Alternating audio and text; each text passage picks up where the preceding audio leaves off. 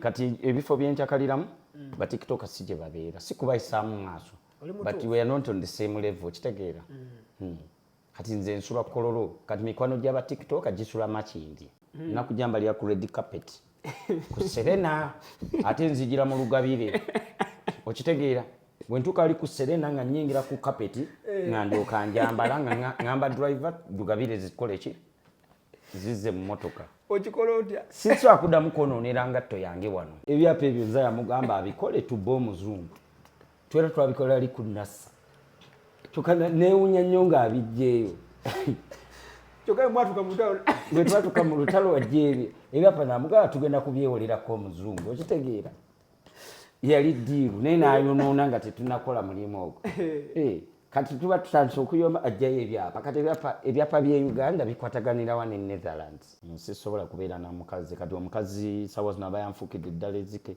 nsobola okubeera ne girlfriend naye ng'abeera wuwe nange ankola ki bw'oba ogamba nti night life nga binyuma naye nga byabazungu nnyo ate bajjamanyi nabo balina ebyalo tewali munnauganda atalina kyalo taliyo atalina kyalo aluni nali ntiddemu ebyekiyaaye nensuka nengwako eTanzania mbazeebazeeko pressure yali nyingi ebiseera pressure yali nyingi sinalaba buzibu okujjako bakifeesa badde bangobereranga oba niyadde abaweereza kyali ku ntalo z'omugagga ze nalinga mulwanira ng'omwaka gwakatandika jjukira twali tulina entalo sima yali kyali wange nnyo nga buli wenzijja wano ekolola jja nankyalirako so kati guno omwaka sikubye tours nyingi so ngenza nagendako e Luxembourg nengendako e Germany nengendako e France nengendako e Canada nengendako e Mexico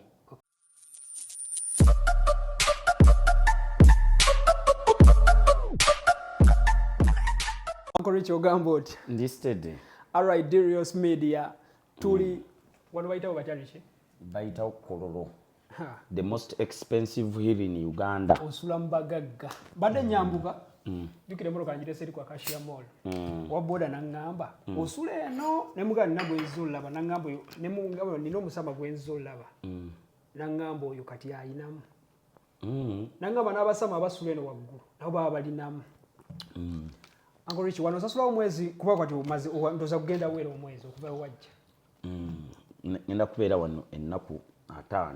How is Uganda? Uganda is okay. Taina buzibu. Sinalaba buzibu okujjako bakifeesa badde bangobereranga oba niyadde abaweereza naye security is tight. Waliwo bakifeesa badde bagoberera. Tunatuna emabega n'olabanga waliwo omuntu alinga akugoberera. Ate wagamba olina omusirikale gwe wagamba gwogenda obeera naye. Era abeerawo. Era yatera okuŋŋamba waliwo abatugoberera najja kuba omuntu essasi mu kabina. Darius Media olunaku olwaleero kyaliddeko kyali wange MC Rich ku apartment ye. Yes. Wapoyedde okuva we yava mu ggwanga lya Netherland. Yes. Ali Uganda. Uncle Rich no tuludde nno. Era nga njagala okugamba abantu b'oku Darius Media olunaku olwasookera ddala okuyingira mu bintu bya interview nali nshootinga mwami ono naye nga si yange. Yes. Rich omwaka gwo gubadde muwanvu. Tugutandikidde ddala gye wagutandikira. Ogudde mu ntalo z'otamanyi guno omwaka. Yes, mansudde mu ntalo nnyingi. Zibadde nnyingi nga tozimanyi. Okubye tuwa ya nsimeka. Guno omwaka nagutandikira wano era Uganda. Bunava. Guno omwaka sikubye tours nnyingi. So ngenza nagendako e Luxembourg, nengendako e Germany, nengendako e France, nengendako e Canada, nengendako e Mexico. Okay. Nengendako ne Belgium. Ne Belgium. Yes. Nsi kye yasinga okunyumira. Ezo nanti ensi nali nzigenzeemu okujjako Mexico. Mexico yasinga okunyumira mu guno. Naye ne Ireland wayita ogendangayo. Mbadde webale nakunzijukiza naliko ne mu nsi 2. Northern Ireland ne Ireland. Mbadde nzeera bide. Tegeza Mexico ne Ireland yali new adventure. Yes. Naye nga mu kutwaliza awamu zakensinga 10. Okay. Katudda ku ntalo ze walimu. Omwaka ofiiriddwa emikwano mingi. Sifiiriddwa mikwano. Nagenda okuziyingiramu nga nkimanyi. Ng'okimanyi entalo ng'otobeetaaga. Nga njagala to be independent. To be independent. Yes. Sifiiriddwa mikwano. Wabula nasalawo nange nfune independent mind. Obulamu bwa independent buli butya. Bunyuma. bwe businga obulungi twakati mumpa respect mukimanyi nti Richie buli kyakola yakola ki yakyesasulira weba nnyonyi nze agyesasulira kati luli mikwano gyange because I have very many rich friends siganye nabo balinga ba njokyayo naye balinga tebasobola kukola buli kimu okitegeera kati nga buli kyenkola nga nze nkyekoledde nga nze nga bagamba mbuki omugagga yakikoze. This year around tewategeka real life summer festival kyali because of the wars kyali kuki kyali ku ntalo z'omugagga ze nalinga mulwanira ng'omwaka gwakatandika jjukira twali tulina entalo so neremesa okubanga real life summer festival eberayo nga nina osooka nconcentrate ne ku ntalo z'omu sisobola kulanga kivulu ng'ate ni mukulana lutalo lwa mugagga kyali kusaze nga bigayi kuba naye yasigala mu ntalo tekyali nsaze naye nali obwongo bwange nga sisobola kukwata bintu bingi omugagga ate andabe nga ndi mukukola ki mu kulanga ate ngeno bamuvuma ate nga nina okumuluwolereza ate kati sisobola kuwolereza muntu ng'ate bwentegeka. Omugagga wonno wali mwasinkanyeeko mirundi mingi waneero mwasinkanye mulaba mubaala naye buli omu n'ayita bibye temukyasobola n'okuseyinga hayi kisoboka because nze simulinaako buzibu ekyo kisobokera ddala naye buli omu abeera bibye kyenkumanyiko osonyiwa jukira nze myamwe happy man nze waliwo abantu b'osonyiye ne ngamba musajja ono okimanyi watusuulanga mu ntalo ne tuyomba ne tukuyombera tugenda olaba ng'enkya muli bwe muti Governor S yali kyaliwo ne mugira eby'omugagga Governor S n'akuvaamu adda ku ludda lwa Penge ate nga gwe ne Penge mwali mumaze okwawula gundi nti beera byo nange mbeere byange era yatwawula ne Penge era yali mugagga yennyini zene entalo yaziteekawo kati ebyo ebintu bye natunuulira ne ngamba lwekikula okula ddi wakula kuba ekindaga nti wakula we wajja mu Kampala twayogera I think one day ng'ogenda kutambula naye we wajja mu Kampala wayita mu Buyisi ne Red Bar paka ku nnyumba okoze nno mulimu munene basama batono wano kati nze nakalaba aba bemanya abalina ennyumba gwe nodendezera abalala tebalina basula mu Airbnb anti bwe bagenda obbeera mpaka ate nabo balina ebyalo tewali munnayuganda atalina kyalo taliyo atalina kyalo kyo kyoyogera kituufu naye obanga wazaalibwa kati gwolaka wazaalibwa na Kampala wali ebyekaamu neero oyina ekyo tewali atalina kyalo ne bw'aba alina ekyalo nga kiri kumpi ne Kampala era kibeera at least wali Mityana oba wali eri enkoko njeru ngaewa Isima gye twagenze so kati oli bw'akugamba nti simanyi kiri kyalo aba akulimba country home is always a country home pozi Isima okuva we yafa lwiti wagendayo kulaba gundi ewajja naye ku luno kyakutteko ne luli wagenda nanoonya omuntu antwala nga taliiwo n'otuukayo nga simanyiyo ekitegeeza tewagendayo kati ku luno nasaba junior antwale okitegeera ne Brunoke so ne tugendayo.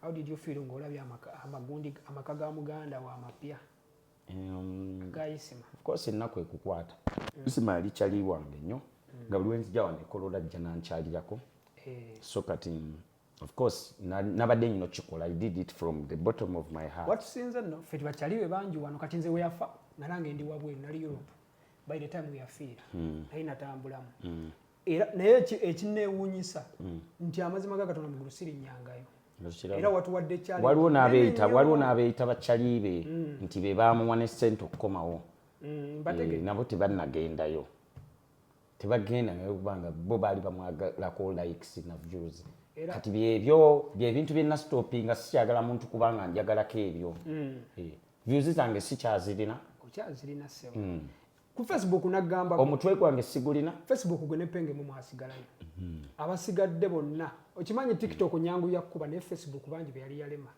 era TikTok yayambye nnyo abantu Darius Media nkyali ne MC Richie nakuza omwezi nga 21 tugenda wa DJ Lavi ne DJ Lavi tanaba tukolako nze tanaba kunkolako talina kye yavuddemu naye nga nakuza omwezi 21 omusama yenna atagenda wa DJ Lavi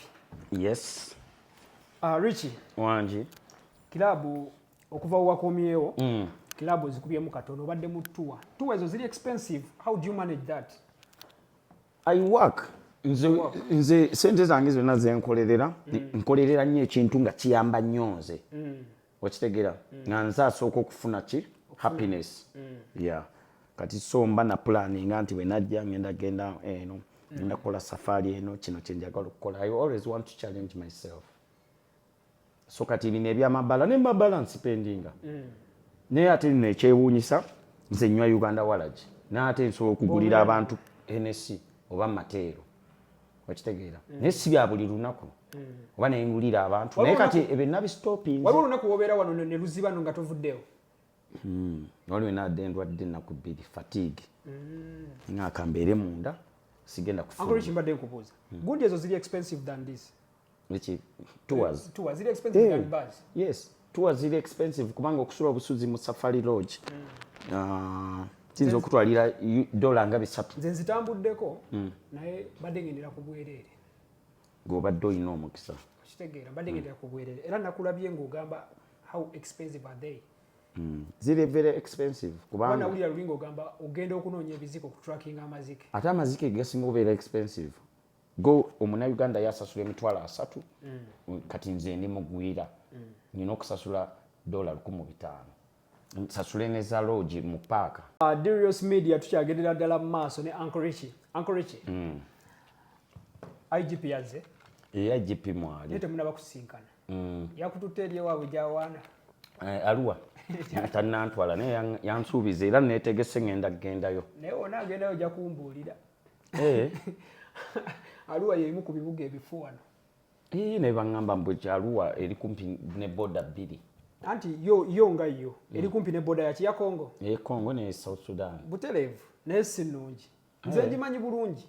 Nagitambula ne mpita ne kwezo boda zoyogera ne nviramu eggulu. Nja kugendayo nze ndabe. Mugenda Karamoja for foundation. Mugenda ddi? Twabadde bagenda leero naye leero tubadde ne Christmas party. Ogenda ne gundi? Ne Sean. Yekka? N'abalala mikwano gyange. Ate gundi Red Bar naye tugenda naye. So kati tulabika genda like on the 23rd. Yeah. Tugende Karamoja. Enthadi mugende Karamoja. Richie. Bingi ebibadde mu mwaka. Kati ngenda kukubuuza kamu ku kamu. Yes. Tutandike kamu ku kamu. Otabadde muyimbi kigosanze nga wagendera yali taliiko kati nga kwali. Nando Love namuleka talina wadde hiti. Naye nze Nando Love namulabirawo. Nti ajja kukola. Of course Nando Love alina talent. Yes. Just endabika yokayoka katono yebulamu katono. Ate alabika bulungi bw'omusemberera. Face to face kalina skin naye olaba alimu nnyo tomboy lungi. Era tomboy. Kati olaba wano abantu ba wano omubiri gokagoka n'okwefuula ng'oli sexy. Era Zawu yalwana nnyo okutuuka waali. Kyokka kikutunda. Ye mwimbi gwalabye nga wamuleka taliiko nga kwali. Alien Skin mu kidonge omuwulira. Alien Skin nali muwulira nnyo naye kati si nnyo nga luli. Kyaliwo Spice Diana nno. Wakuba tuli mu video naawe. Spice Diana ye tasobola kuvaako kubanga yalina ziri hiti ezitavaako. Oyo demu nze kyekintu kyokka kyemmutyako nti ye tavaako abeerako yatuya. Anti kati baba akuba ziri zi mega hit. Uncle Rich, nsi kyeyasinga okunyumira gye wakatambulamu like nezi South Africa nga mweziri. Nsi kyesinga okunyumira like night life. Esinga night life enyuma. Esinga night life enyuma.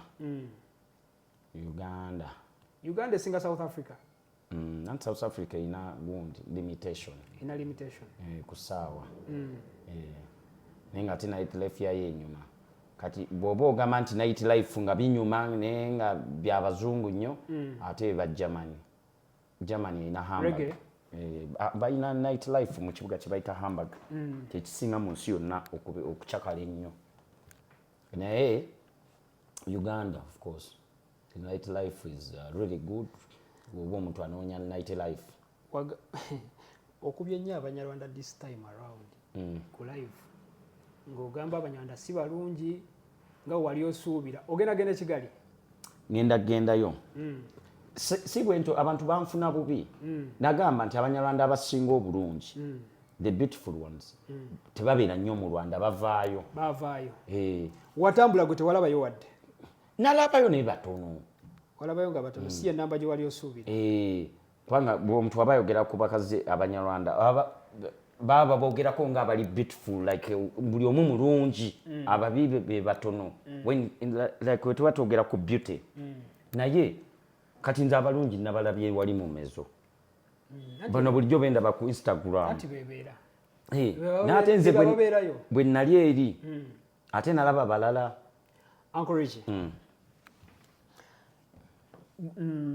All right, it's Darius Media. Nina Anchorage. Ne walaba nze simubuuza nnyo bibuuzo nga bwentera okubuuza abalala. Mbuuza. Anchorage na respect gye muwa nti waliwo wenkoma. Mbuuza ebibuuzo byonna. Ekyo nkimanyi. Naye era respect yange mutima tosobola gijjamu. Okitegeera. Anchorage tuli wajjanga walina swaga ze ngatto okulaga ngatto. Obulamu obwo bwabuvaamu tusuubire nti life wagivaamu kati. Njagala nnyo engatto. Naye tonabazira ennaku zino tokyaziraga oli waziraga kati olaba engeri gye mbeera mu field nsooka ne ntambulira mu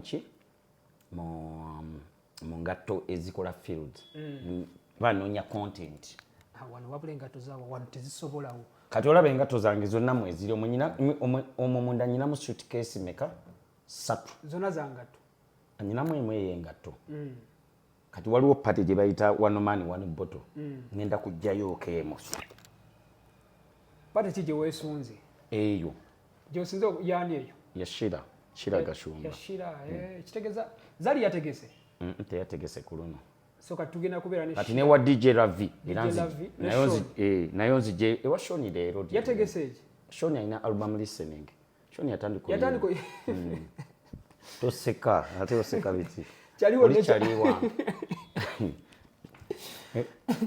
ne kyakyayimba naye ayimba nekyagenda nakubeera kata it's their passion abantu baleka ne bakola kibaba baagala gundi nalaba yabomba ali eyo ne nature onoba video yani yashutinganga bulungi Alan Soja sorry yes Alan Soja gyali netubeera naye akyakolera sente ziri oba byakweya kati naku zinatakulera sente nyingi yashutinga ne video ya Spice so kati kucyengato nkyazirina nisigenda kujjayo ngato zange ntandike kuzambalanga luli ene mabega eno wansi zikole ki zifune akafuufu zezinezaffe kati weno yambala engato wiikemu kati tulaba kati nyina Air Force 3 ze naleese Air Force enjeru wano ina jambala ng'ogenda mu mmotoka oyingiranga amabalanga ga menzu namo siina jambaliramu nakujambalira ku red carpet ku Serena ate nzijira mu lugabire okitegeera bwentuka ali ku Serena nga nyingira ku carpet nga ndyoka njambala nga ngamba driver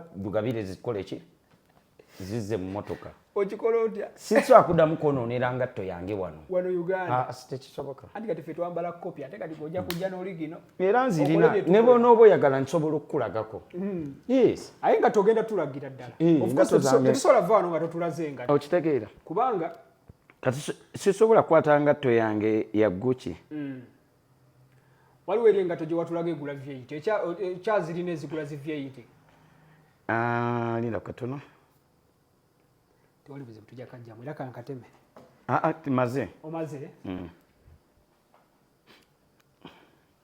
engatto ezigula V8 nkyagirina engatto yange ye ekyaliwo naye saagireese ku luno naye luli nagireeta seri ki gy'osinze okwambala guno omwaka nsinze kwambala Gucci ebadde ya meka Gucci gye nayambala teyali ya ssente nnyingi euro 85 ebanange ensiri zaatuuse ddi ekkololo leero nga toyambadde gundi nyingi esambadde ssente nnyingi kuba njukira waggulako engatto eya15 anti kati ndi mu kusitula oli mu kusitula nnyumba ekiwebala omulimu gw'ennyumba kiraba kwegamba njagala nkomewo guno omwaka guno ogujja sole ennyumba ewedde okiraba nange nnina okwebeera oyagala ojje mu country house yo nga weeyibaka nga bakyali bange beebaka nga tetukyasula mu lodge eri mu paaka mu bisolo nga kati tusula mu nnyumba ina lodge gye nalaba gye wateekayo oba wagiteekako 5 star oba wagiteekako linnya ki ogamba ka lodge ke nayingiramu nagamba ka 1 star kati nali stranded nandi eyo mu kifo bakiyita kihiihi nga sirina wakusula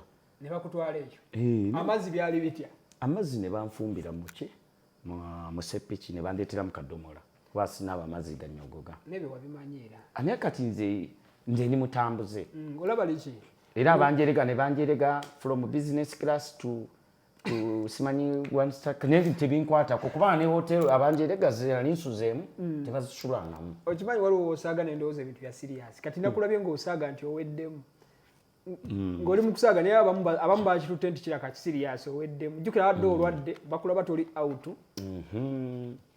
anti oba olina okusaagasaagamuko ne ku bantu osanyuse ne ku bateesi okitegeera n'abateesi ne basanyukamuko enkeera bagenda okulaba ng'oli naye kati nze nniza okuggwamu engeri gyondabamu of course tewalikoze budget ya mwezi kyemmanyi ogyetegekera nze ntambulira ku budget awo senga asidi agenda kujja senga asidi simanyi ku luno naye ayinza okuba tagenda kujja guno omwaka bakyali bw'obootera obeera nabwe kuliko agenda okujja ng'ogyeko IGP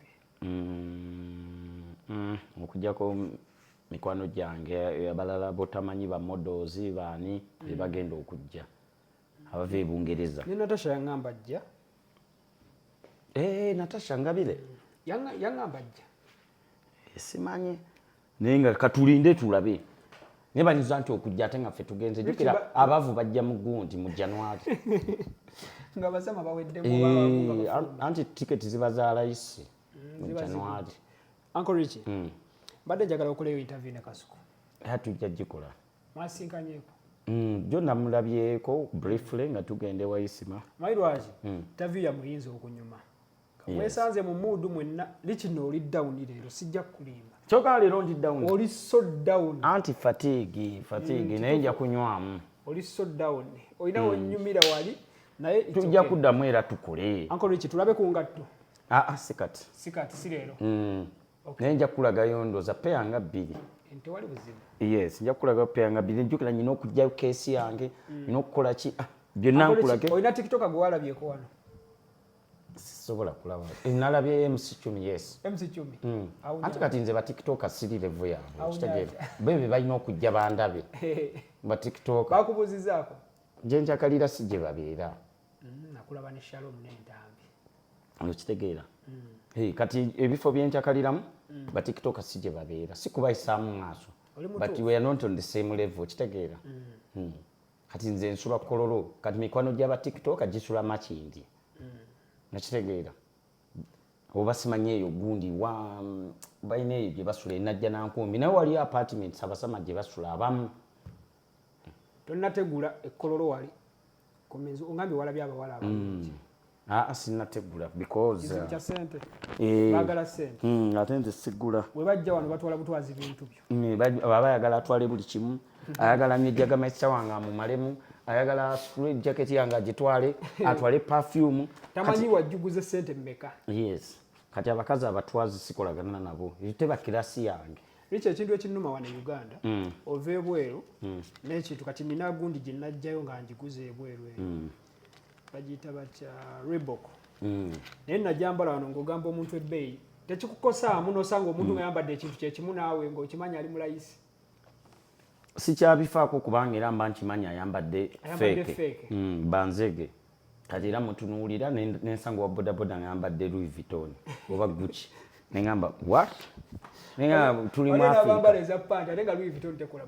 okitegeera waliwo negwe nalaba alina tawero ng'alina tawero ya Louis Vuitton ne Gucci neŋŋamba media nkyali ne MC Richie ngenda mubuuza mu paati esembayo ngenda mubuuza ebibuuzo bitono mute kuba yankolishye leero embeera gyali musijitegeera sijja balimba anti kati mwe mwamanyiira nnyweddemu ndi mukambwe naye munange ate wonna ate ndaba ndi lwiyo nnyo tuweeko ku sitole y'olunaku lwasooka okulinnya business class lwali lutya nanyumirwa nnyo business class gye nasooka okulinnya nali ngenda Turkey nangenze kutegeka summer fest ngitegedde eyo yali ya Turkish Airlines Turkey no wakyawayo sisobola kuddayo Turkey kubiri ebyaliyo si kyekyo sikyalinayo business n'abannayuganda bakola ki baggwayo nawulira balimu obubakwatakwata yes kati sikyalinayo business bwe naaba nyinayo business njagenda naye nga wakunyumira nnyo Turkey enyuma nnyo jukira it's a very cheap country ate ngeri close ne Europe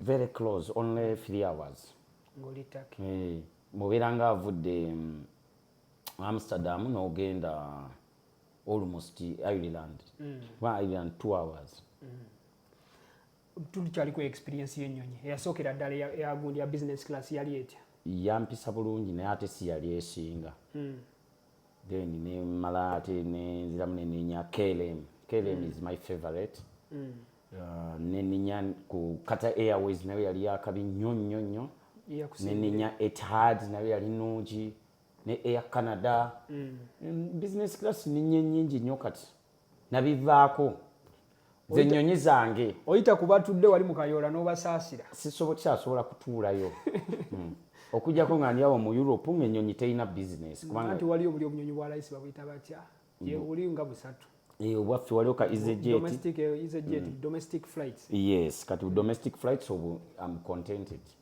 oli mutuufu naye kati tusobola kutuula mu nnyonyi ejjeeno nina ekintu kye mbalengera okubuuza business class bagaba wifi yes anti ze sigituulangamu nali ngenda gyekubisaamu ekifaananyi naye eri ewammwe bagaba mu Kayola wifi babawa naye lwakuba mulina kuweereza message gwe tosobola kukola video tewabasaba naye walinnya ku Brussels nalinnya Brussels gye najjiramu wano okiraba saafuna wifi era nagifuna ntuuse Kenya kati tewabasaba naye bakuwa kuba nalaba wajja okola live neŋŋamba business ekyo nali sikimanyi kyekintu ekyanneewunyisa anti bw'obeera mu Kayola oba otya okusaba mu Kayola tosaana kukola video okola otya video bakugamba respect other passengers okitegedde mu Kayola olinza okukola jjuka kati oli mbeera mu Kakago omanyi kyekintamiza Kayola bantu b'e Dubai olaba ku travel ezo zenkola e Dubai eziyitamiza Kayola osangamu omukazi nga n'ennyonyi tagirespectinga muwadde ujja musanga yaleese ebintu byo bano bana batambulira ku nnyonyi ambadde bisando binigina n'ayingira ne gu vest nga tosaana kukwata gundi nti oba otudde mu nnyonyi update kati twasigala kukwata madirisa paka nange wendituuka mu business class kati ate yegende Dubai olina kulinnya business kubanga etwala bantu bangi bakayoola naye lero watuukira wano wenyini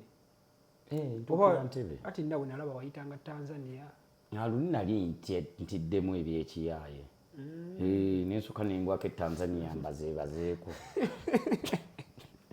pressure yali nyingi ate ekizibu ky'olina otambula nnyo ne penge oba okitegeera kyentegeeza nti mwe ne penge w'okola ekintu penge kimutunuulya naye bw'akola ekintu like image zamwe zitambula nnyo bbiri bwezi batunuzanga kati ebyo byonna binagambye penge kati olina okubeera independent tomisinga penge yammisinga naye akumisinga wali bakyali nnyo by the way era akyali wange simulinaako buzibu tetuyinza mala nga sikubuuzizza ku kyaliwo shayi namugoba era sirimuzza nakula bebamu ku mikwano gye wagoba yatulaga ebyapa byali bituufu ate ebyapa bikulaga ali Amsterdam naye weebereremu nze ndi mukubalaga nnyumba yali mukubalaga byapa nange kyembadengenda okubuuza nti kati gwe olina otulaze ekiyimuse anti balaba kati nga bagaba tolina anti gye bayita pressure bagaba tolina nnyumba n'ogisitula ne bagamba ya sisitawo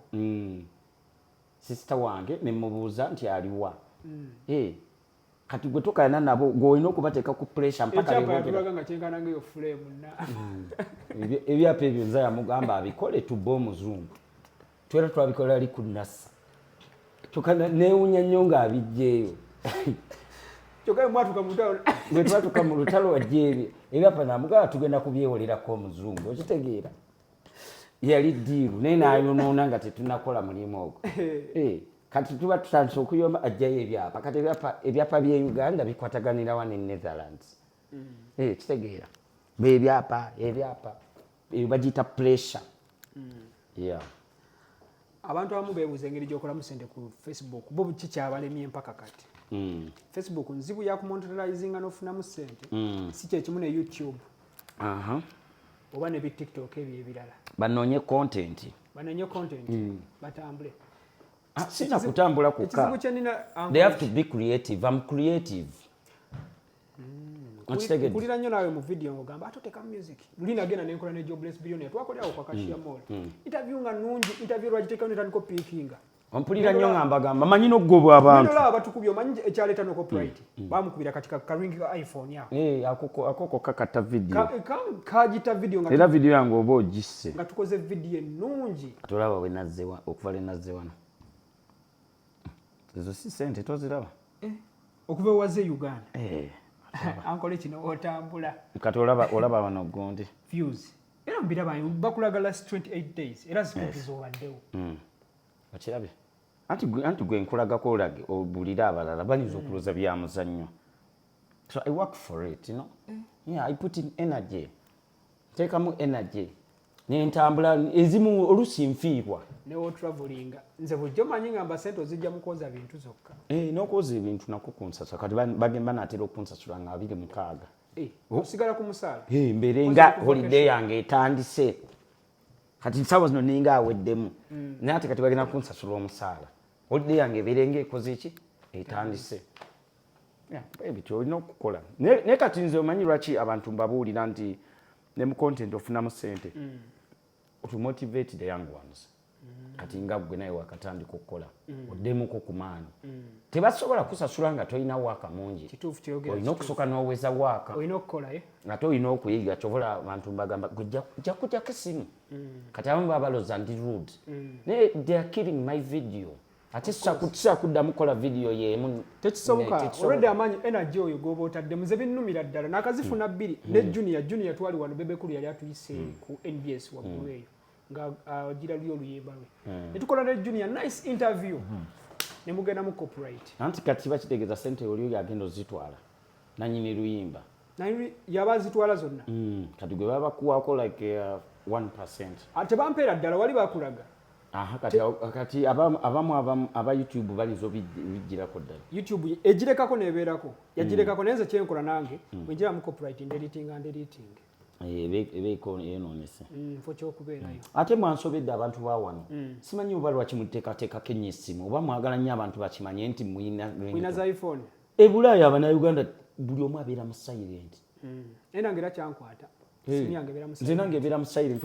Wempulira message njiwulira nti vibrating nenzija nenkebera. Uncle Rich, depression y'ebulaaya eyo okay kati tobeerayo nnyo mu winter. Ekyo ekibuuzo sijja nakikubuuza. Mu winter era mbeerayo. Obeerayo akatono.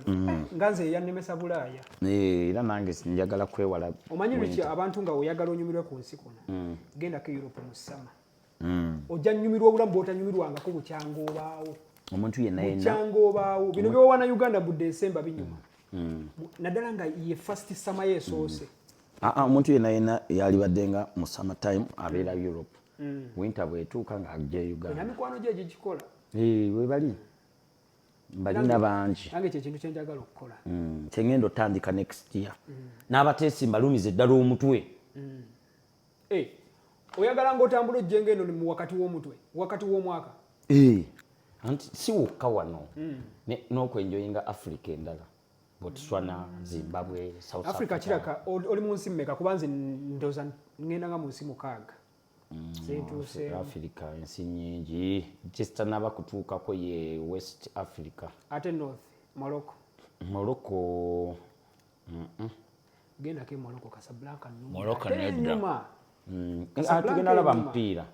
Tugenda wagira mupiira mu February. Yes, Marrakesh. Tugenda Marrakesh. Tujja kulinnya train. Tugende egundi awo kumpi awo waka okuva mu Amsterdam mpaka Morocco sometimes oli ticket ebeera na ku euro 10. Ekibuzo kiki mbadde nkubuuza okikwasaganya otya nga tolina mukazi? Myame alone njagala nnyo okubeera obwomu. Olinga nze byankwata kati. Sisobola kubeera na mukazi kati omukazi sawa zino aba yanfukidde eddala ezike. Nsobola okubeera ne girlfriend naye nga abeera wuwe nange nkola ki? Nga mwesiikanako ng'ennaku. Ng'atampa freedom. Yes. Kati oyo gwenkyano. Era kati gwe weetaagira ddala freedom. Waliwo ojja n'onyumya emboozi nalidde ono ne ngamba. Anti ndi free. Bye njagala, that's the freedom I want. Okay. Oba wanyumiddwa kati nagenda e Mexico n'azinaani. Ndokitegedde. Oli mutuufu. Kati olina okunyumira. Tonabagenda Cambodia? Sinnabeyo. Eyo njagala gikuba South East Asia. Nagendako e Singapore. Kati njagala ngende Singapore, ngende Malaysia, nveyo ngende Thailand, ngende Vietnam. Eyo omwezi nga mulamba nga bw'olaba mbadde wano. Naye era tezinyuma nnyo ng'oggyeko Thailand. Anti kutuuka yanti oba olina okubala ensi. Ensi ezimu lunaku lumu. Era waliwo kyali wange omuzungu yaŋŋamba ezimu kati nga Singapore byetaaga lunaku lumu. Nti nayo natuukayo. Watuukayo n'oyitamu n'oyisaamu n'omala n'ogenda, yes. Ensi ezinyuma ye Thailand ne Vietnam. Okay. Wano tolina lugoye lw'osobola kugulawo wadde engatto? sisobola ate wa Shakibu wa Shakibu kyali wange nsobola okumusupportinga yes ne naye ati nze kati ngenda okujjanga already nakoze eki nga naguze edda buli kimu. Alright, Darius Media tubadde ne Uncle Richie MC kyali wammwe. Tumumaze maybe maase tomanya ng'akyaliwo mu January. Tujja kuddamu tunyumyemu. Olwaleero nze sirutegedde nange nze nnyini naye just munyumirwe interview. Mulirize Uncle Richie ebibuuzo ebisinga abizzeemu. Ebibuuzo bingi abisinga abizzeemu. Uncle Richie ekisembera ddala. TikTok eno wagimma time. You only come to TikTok. Wano wenakakasa mu vibe. Wanera wano nakakasiriza ddala TikTok yabakazanyiikiriza. Kati zisazanya skits. Yabazanyi ba skits. Nungi okugenda nga muli board muli e Bulaaya. Nakubanga ozanya skit nga mix muzituka. Naye negundizo zitambula. Na video gye nalaba yasala ebyalo by'e Bulaaya. Yasalira ddala yakubira ddala. Eri mu mitwalo 4. Yakubira ddala nungi. Nyinayo n'eri emitwalo 6 nyinayo emitwalo 3 ja views. Kyentegeeza ku live togifuula nga serious. Ojja kunyumya n'abakyaliwo. Olaba live zokola eri ku TikTok. Mbadde senga ozikolamu emyezi 2 ku TikTok wano. Zokola eri ku Facebook eziri serious. Akale ngenda jiwa obudde. Oba ngambye kubanga nayo kati yeriko yesingo trendinga. Naye Diaspora check your program tubadde ne Uncle Richie the only Musama gwe mbadde nsobola osinkana. Okay, ngenda sinkana ne Namirimu oba Namugenyi oba Black Panther. Masawa Darius Media tukigadde.